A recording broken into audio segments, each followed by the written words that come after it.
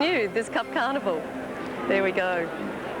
Well, the major race today is, of course, the AAMI Victoria Derby. But first up, race 2 on the card. And let's cross now to Peter and Jenny in the mounting yard.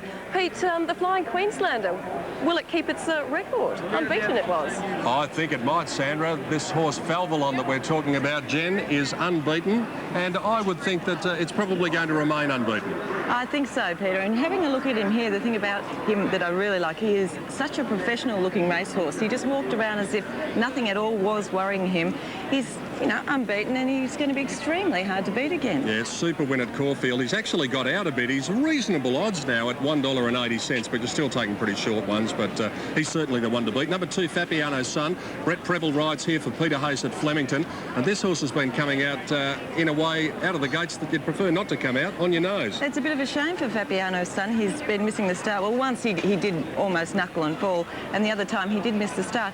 Now, if he gets away with them on time, he's definitely one of the major chances here. He's a terrific straight horse, and on the strength of that, he's a good chance. What about 3, Alpine Express? Chris Muntz, the rider for Clary Connors. Very good Queensland form from him. He did get run off his legs, though, at Caulfield, so I don't think he did enough there. I'd rather see him here. Shane Dye rides number 4, Cullen, for Graham Rogerson. Yes, Cullen was favoured by the track bias at Moonee Valley at the night meeting. He was able to lead all the way there, and I thought it was a pretty good effort. Then came out at Flemington and held his ground okay. Quite uncomfortable on that type of going there. He's a chance. 5 prize fighter, Damien Oliver, the rider. Failed to run out the 1,600 metres at Moonee Valley last start. He's a horse that does try his heart out, though, so he's back to the 1,200. That'll suit him a lot better, and I've given him an each-way chance. 7, Gotham Ruler, Darren Gauci for Jim Marconi. There is going up to the gates there, prize fighter, and we talk about number 7 now. Oh, well, this horse has got some ability. I just don't know whether he's in the right race here. I think he's better over 1,000 metres. It's a bit harder for him here, but look out for him in the future. What about Zaytan in the Sunline colours? Eddie Wilkinson rides for Trevor McKee. Zaytan is dropping back to the 1,200 metres. This is a bit tougher for Zaytan, and I'd say at very best a place chance. And there are the tote figures surrounding Zaytan. It's still $48.80, and we've got one to go, Jen, and that is Double Trio number 9, Lenny Beasley, the rider for JB Cummings. Well, this horse enjoyed a nice run and couldn't get out. Once he did, he really got to the line quite well. He's only had the 2 starts so far, and it's a tough assignment for him today, but I think whatever he does, he will improve again on today. Significantly, there has been very good money for Double Trio number 9 there. You can see it's come in $6 on Super Tab. Well, I know why. $12.30. Well, his Hong Kong-based owners are here. I saw them in the mounting yard. I see. Well, we've only got a small field. Falvalon certainly looks the one, but what about people who want to take trifectas, Jennifer? Well, I'd go for prize fighter. I'd put him in back to the 1,200 metres. I think that'll suit, and I think you just have to give Fabiano's Son one more chance. OK, I think Falvalon can win, and he's currently, well, showing reasonable odds on the tote down at $1.80. Yeah, getting into a more backable quote now, Peter, at $1.80. He was $1.40 at one stage. Fabiano's Son certainly has support and does seem to race very well here. Alpine Express still out to the $21. Cullen at $10. Prize Fighter $8.70. Gotham Ruler at $30. Zaytan at almost $50 for the win, and Double Trio $11.90. But it has been the one to trim up from much larger odds. But Falvalon clearly is the favourite from Fabiano's Son. Tim, that's the look at the tote here. Falvalon's always been well in the red. He's been unbeaten. But what about the bookies? Are they prepared to gamble against him? Well, they certainly are, Dan. It was very short and very much in the red. But then it touched black figures, dollar for dollar. That's when the punters came. It's now back into an odds-on favourite, Falvalon. There's been really no money for anything else. Maybe the bottom one, Double Trio. At the moment, 10 to 1 on the tote, about 3 points shorter in the ring. But Falvalon is all the big money for it. Chivas Regal over 1,200 metres of the famous Flemington Straight. Gary Willits. Yes. We've known this track to be a tricky one in the past, because although it looks to be straight, you've got the opportunity of going on the flat side, which is up against the inside running rail, the grandstand side, which is to the outside of the track, obviously. And there's actually a crown down the middle of the track, which is sometimes a little difficult to detect side on. But when you're out there on it, you really notice that it's almost like a little hill. Yes, definitely. And it's interesting, I've got these stalls up against the outside rail, so about the middle of the track, I'd say. Like number 1 will start, you know, just inside from the middle of the track there, Dan. You can see from here how far out they are from the inside rail. Well, Peter's down in the mounting yard. Yes, I am, Gary, and I've got an old mate of yours and an old mate of mine, an old mate of ours, because he joins us every Melbourne Cup Carnival. Roy Higgins, the dual Melbourne Cup winning jockey. Hello, Higgs. Hey, Pete, how are you, mate? I'm terrific, and it's great to be here, as always, on Derby Day. It must be that time of the year again, and we always get together this time of the year, don't we? And I always look forward to seeing you, especially when you come up with the good oil that you normally give us. What did you make of the second? Haven't I grown since you last saw me? You have, actually. Must have been taking those pills I gave you. It is, actually, it is difficult to go past the favourite here. The Toppy and Falvalon. He's a nice horse, this guy. He's won 6 out of 6. He's a pretty competitive type horse. He hits the ground running. He doesn't do much wrong. Yeah. He worked here on Tuesday morning. He handled this track. There shouldn't be any worries with him. The other horse that looked excellent here is the 2 in Fabiano's Son. Gee, he did look well. He races well down the straight. Look for him to be very competitive. Of the others, 4 Cullen, back to a distance, was probably more suitable to him. And 5 Prize Fighter. This horse has had a short break. He's back in distance. He's marginally showy, but he looks bright in himself, and I do expect him to sprint well. I marked them 1, 2, 4 and 5 in the second, Pete. Dual Melbourne Cup winning jockey Roy Higgins, who'll be joining us courtesy of Sport 927 right throughout the day, and look forward to it right throughout the carnival. Thanks, mate. Roy Higgins. OK, they're moving in. Let's have a quick look at the selections, and there's a consensus here. It won't happen too many times throughout the day, but we only like the one, the Falvalon, the Queensland Flyer, and he should be the one to beat here, showing now $1.70 on Super Tab, and he's out behind the gates and about to move into the stalls. And there's a good look at this flying machine with Alan Russell in the saddle. Only a small field, so let's return to Dan and Gary in the commentary box.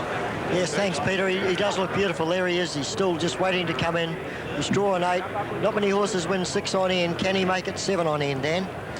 Well, under the weight conditions, he's probably not badly off here, Gary, because a lot of these other horses he'd have to give a significant weight to. So a horse that's had 6 from 6, he's probably not badly situated with a 57.5. No, well, I think they're all in, so I better hand it over to you. Race 2, the Chivas Regal, Group 3, $100,000, and away they go. Falvalon jumped pretty well. He's looking to come down the flat side of the track, and in doing so, he almost directs the others to go down there with him. So it's Falvalon showing the speed, and he's able to go across and lead from Cullen. Fabiano's Son's not all that far away, but it's back on the rails.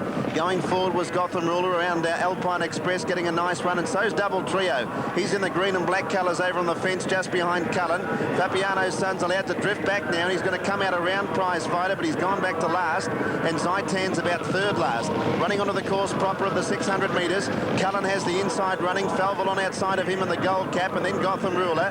Then Double Trio has had a good run, followed by Alpine Express, now niggled out a little bit from Prize Fighter. Fabiano's Son working into it, and last is Zaitan. 400 to go. Falvalon travelling okay. Levels up with Cullen. 2 lengths to Double Trio, then Gotham Ruler, Alpine Express, and Fabiano's Son. It's Falvalon. He put his head in front of Cullen at the 200. Then Double Trio. Fabiano's Son runs on, but Falvalon going for 7 out of 7. He put his neck in front of Cullen, who's fighting hard, but Falvalon's going to remain unbeaten. Falvalon wins it. Cullen 2nd, 3rd Fabiano's Son. Double Trio 4th. They got right away from the others. Alpine Express, Zaitan, Gotham Ruler, and Prize Fighter. And Falvalon has done it again. He sat as quiet as he could, Alan Russell, until about the 200 metres. He had a bit of a fight there with Cullen, but he was too good. He never really got super desperate, did he? It looked only to be hands and heels, That's Gary. right, and he just asked him for an effort, and like a good horse here, he really linked in stride and put it away. And he's ran 1.9, which is a very good time, Dan. Cullen, I thought, was a pretty good run. He did make a good race for the Fabiano, but the other horse, Fabiano's Son, he ran home all right. Gave them a start, though, Fabiano's Son. He seemed to drift back on the fence, and Brett Preble wanted to get away from the other runners, it looked like. Yes, well, here's a good shot of the mare, and here, Alan Russell, Robinson, he hasn't asked him for a effort here. Now he's just asked him to lengthen stride. Cullen's on the fence. He's fighting back strongly. I thought for his huge strides, Shane Dye was going to get Cullen to come right back at him, but he's asked him for the real supreme effort here. Put the whip away again here, and he's gone to the line like a very good horse. 7 straight, that's not many horses I know can do that. No, all in the metropolitan area too, and beating some of the best sprinting 3-year-olds around. He's done it in 2 states now, and I'm sure they'd be eyeing off Group 1 races. They would have to be next preparation. Races like the Oakley Plate, Newmarket, and some of the weight for age sprinting races would be right up this horse's alley. Lovely horse here. And didn't he show some great speed out of the barrier? He whipped across. Yes. Alan Russell's was intent on just coming over to the rails, and I noticed a few of the other jocks almost watching where Alan was going with this horse, and then decided to follow. Yes, he really controlled the race. Now, there's a great head-on shot of them. See Cullen with Shane Dye on the blue on the fence. Alan Russell on Fabulon just outside of him. Bart Cummings' horse came out and the checks there. I thought he was going to make a run. Right on the outside is Fabiano's Son. But you can just see, give him a crack with the whip, put his mind back on the job, and he's just ridden him hands and heels there. May have underestimated Cullen a little bit because he certainly showed that he's a pretty good horse. He fought on well. He did. And here's a great shot from up above. Just see him, he's just getting away, giving that crack with a stick. One hit. There, away he goes. This horse is by the ill-fated Alanon, trained by Danny Bagur, and of course the family raced the great Strawberry Road many years ago, Pete. It's a very happy Daniel Bagur down here in the mounting yard. He is a professional racehorse, that fellow, Daniel. He is. He's just an out-and-out professional racehorse. He never puts a foot wrong, so no, he's pretty smart. Just pings out of the gates and then raced up outside the leader, and Alan just put him to sleep for about 800 metres or so. Well, he's done that in all his runs. He just goes to sleep. You can start him up, and when you relax on him, he just spits the bit out and just cruises along. Hands and heels to the line, and he's run 1.9, so the track's pretty good, and so is he. Yeah, they're both pretty good. How long can you keep him up for in this prep? No, he goes home Monday night. Okay, and what about plans for the autumn? Haven't made any definite ones yet, but more than likely we'll be back here, I'd say. Daniel, well done. You've got a real racehorse on your hands there. Congratulations. Thanks, Peter. Daniel Bagur, the winning trainer, after the second, the Shivers Regal, with Falvalon successful in a brilliant gallop of 1.9.2. So the numbers there are 1, 4 and 2 on the Shivers Regal race 2 on the opening day of the Melbourne Cup Carnival. We'll take a break from fabulous Flemington.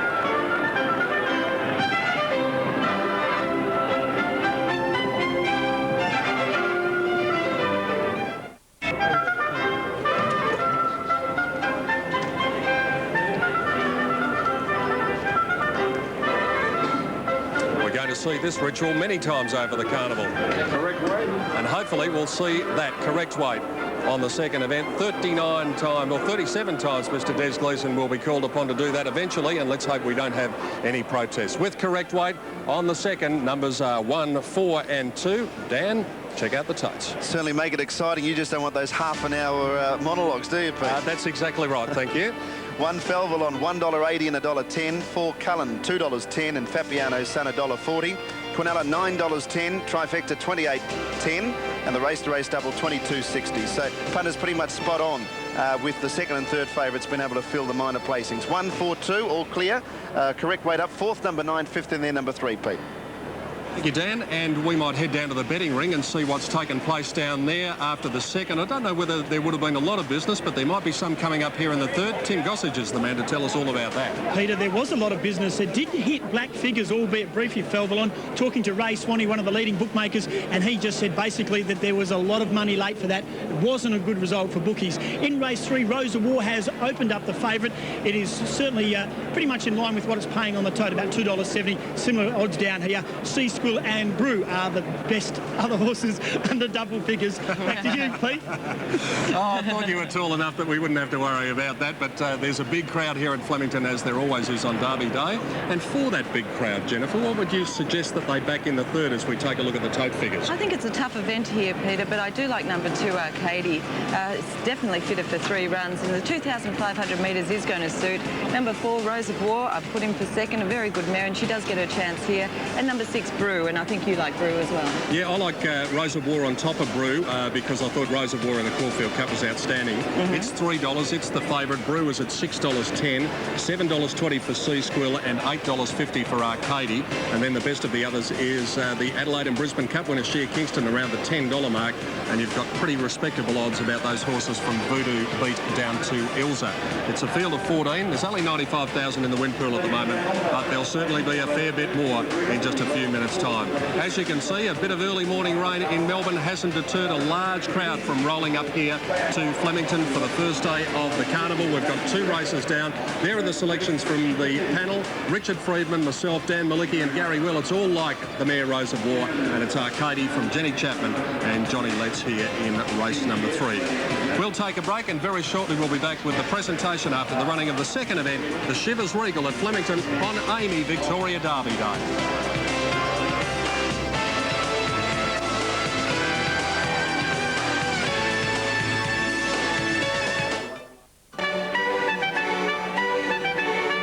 2 down, 7 to go on Amy Victoria Derby Day, and we've seen one of the best sprinters going around in Australia at the moment in Falvalon take out the running of the second event, the Shivers Regal.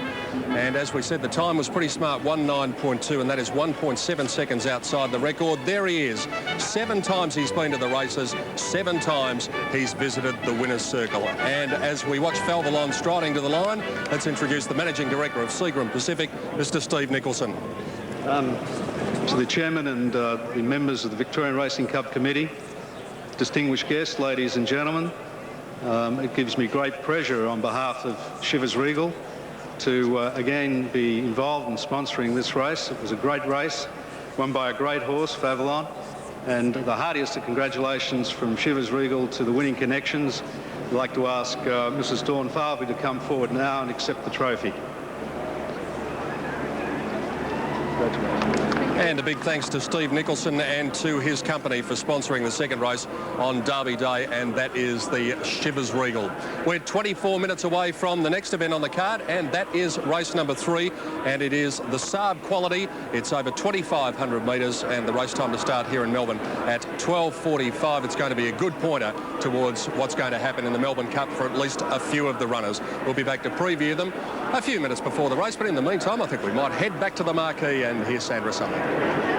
Thanks, Peter. Now, don't forget to all of our international viewers, we have an email address that you can chat with us online and perhaps send us some messages, perhaps questions you may have about the Australian racing scene, and things may be a little bit different. There may be some nuances that you don't quite understand, so please drop us a line. Here's the email address. It's called thecup@network10.com.au.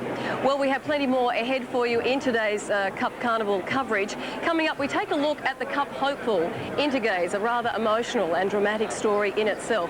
But right now, let's take a look at our fashion feature for the day, focusing on gentlemen and a new Melbourne designer, Arthur Galland.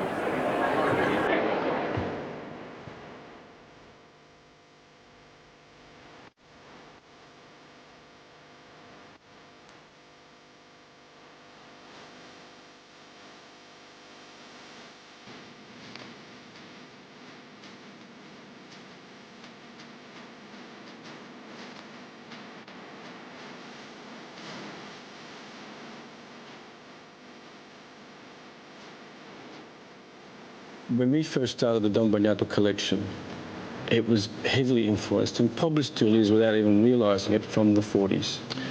If you go back as far as, say, the 20s, 30s, 40s and 50s in terms of the 3-button suit, the double-breasted suit in the early period, what we're seeing today is those years of style coming through in the new design of our garments today.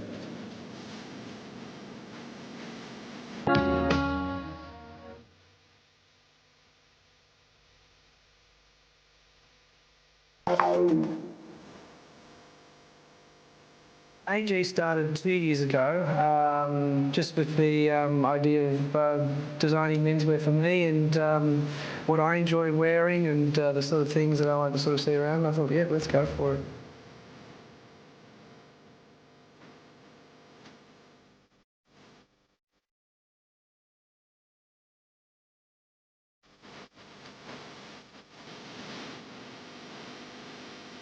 Fashion tends to be cyclical, and things do get a little bit influenced by the past, but it's not simply a rehash of what's happened then. Things change, our lifestyle's a little bit different today, so it's sort of interpreted in a contemporary way. Once we're at the races, I still think it's quite a formal event where people feel they're going to dress up.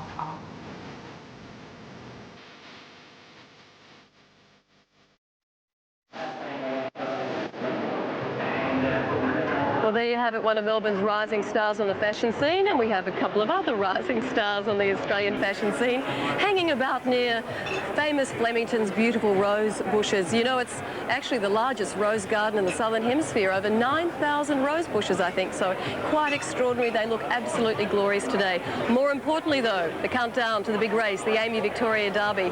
It's at 2:45 Eastern Australian time, but as you can see, it's just under 2.5 hours away, so stick around. We have so much more for you, and we'll be back right after the break.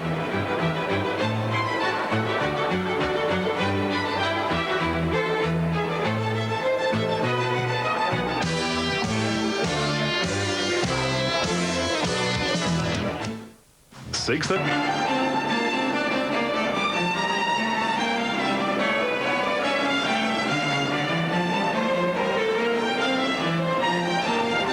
Welcome back to Bailey Cam. That's the other cameraman filming us. And Derby Day can be particularly dangerous, can't it?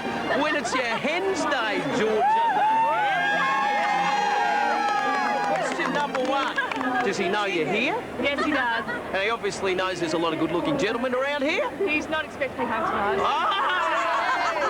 Boy, oh boy, are you going to get up to no good girls? Yes! Am I welcome to come along? Yes! No men. No men? No. You're faithful already. That's Yes, fantastic. Fantastic. Georgia the Hen, ladies and gentlemen, live on national television. You be good. What's his name? Ben. Ben, better say hello to him. Hi, Ben. I love you, Ben. I love you, darling. Thanks, girl. He's always up to mischief and mayhem, our delightful Tim Bailey, causing all sorts of chaos. Now, if you're not sure who you want to back for the big one, the Cup Day on Tuesday, don't forget to join us for our Cup preview show tomorrow, not morning really, it's at 12:30. And of course, our main coverage of the day, Cup Day itself, on Tuesday. It starts right here on Network 10 at 10 a.m. Eastern Standard Time. Now, don't forget this weekend, clocks are going to change a little with daylight savings, so remember, 10 o'clock on Tuesday for the big one, and tomorrow's preview show with all the details and the late mail from, of course, Peter Donegan and all of the experts on the panel. Tim Webster has a man with him now on the members' lawn who's responsible for a lot of the latest additions here at the Flemington track. Sandra, he is. I could talk to this fella for hours. In fact, we've been having a chat before we came on the air. David Morn, I don't know whether to call you an architect, an artist or an equestrian, or all three. Whatever you like to call me.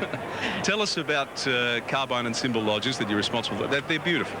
Well, thank you very much. We started Carbine Lodge, I think it was about 4 years ago, with John Hawkes, and I had this idea in my mind that we could do something better at the same cost as what was available, rather than the tin sheds that were there. And I looked at it from the perspective of the horse, and they trusted me in this. So we developed the stables and complexes that we felt that were good for the horse and also pleasing to the eye. We're seeing the pictures on television now, and you firmly believe that these stables, lodges, are better for the horses, makes them perform better, makes them feel better about themselves. Absolutely. As we were talking before, you know, if you've got a horse in its real situation on a farmyard, that's what you try and achieve. Sure, yeah. But they've got to do it in a factory site kind of situation, so you try and achieve that by doing that. And what we did was to look at the size of the box, which is the most important thing, how a horse organised himself, feeding, drinking and sleeping, and getting cast in a horse, as you well know, that's the most dangerous thing. Yeah. So we used a lot of rubber and rubber lining of these things, brought the rubber down from Port Hedland and had it fitted to the boxes so that we tried to reduce accidents but keep the eye and the horse's appeal as much as possible. Yeah, all right. Well, they're winding me up. I'd love to talk to you about show jumping, because Sandra, this fella was a champion show jumper. I was pretty average, but back in the 50s, he was one of the best around. David Moore. Thank you, Tim. Well, we're going to point now to a Melbourne Cup hopeful, a horse called Intergaze.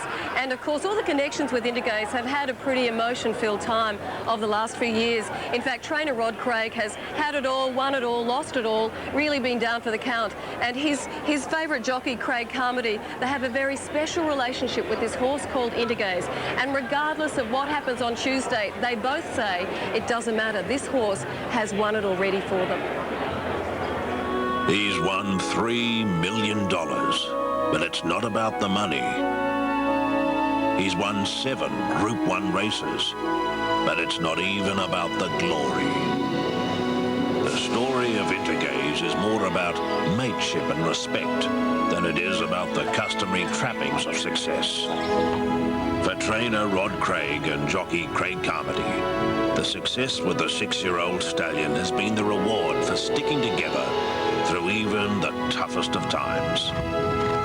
It's friendship and loyalty, you know. This is I keep on saying this is a pretty tough game, and I mean, a jockey gets paid $100 to ride your horse, and it's a contract. At the end of the day, that's it. They're not on it next start. But he's never done anything wrong on the horse. He's got beat on him a couple of times, which was never his fault. I mean, anything can happen in a race, and it's the luck of the race has probably cost him a couple of extra Group 1s.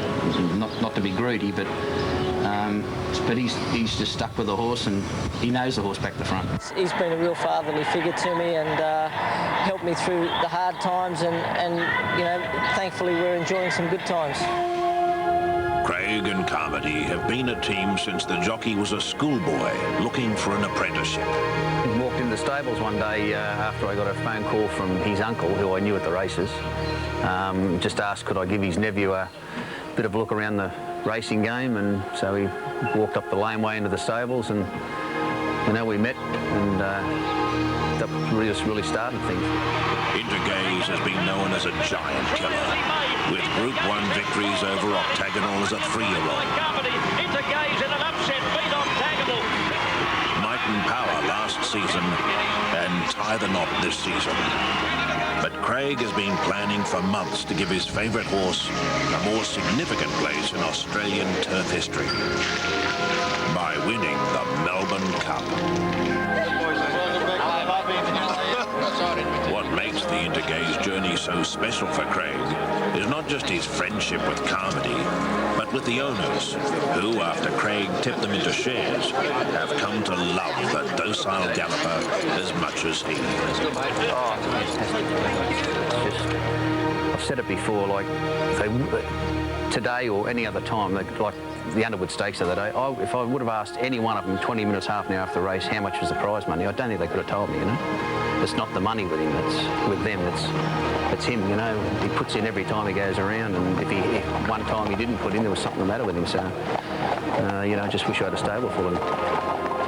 Intergaze has in fact kept Craig in racing after he thought seriously about quitting when he lost 100 horses after falling out with his biggest clients. They wanted to go one way after that time, in a direction that I didn't want to go, and something had to give, so it had to be me. So I sort of got the boot, and it shattered me. My father, who's been, my greatest asset and best mate, he sort of said, well, you're not giving it up now.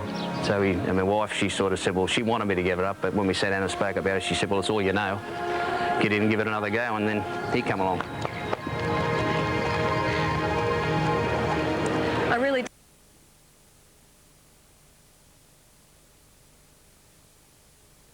A few others.